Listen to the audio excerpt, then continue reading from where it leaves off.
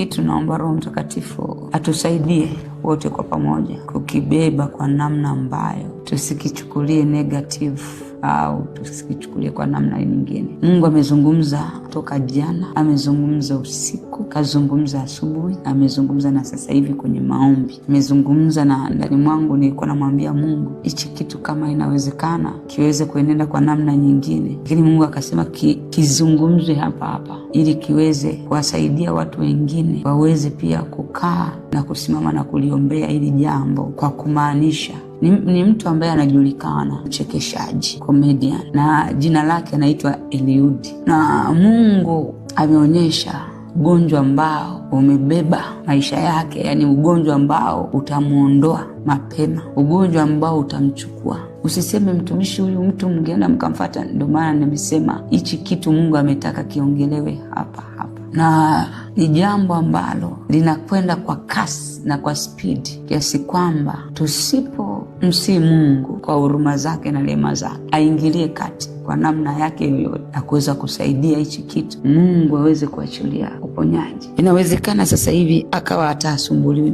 na ugonjwa wote, au inawezekana anasumbuliwa, lakini kilichoonekana ni ugonjwa ambao utamchukua na kumwondoa mapema. Kwa Mungu ametaka tulifikishe ili kwa staili hii, ili kwa wale ndugu, watu wa karibu wenye mapenzi mema na mtu huyu waweze kusimama na kumsihi Mungu, huruma na rehema zake ziweze kuonekana. Kuna vitu ni vizito kuvizungumza mbele za hadhara, lakini kwa sababu ni kazi ya Mungu, we don't have option.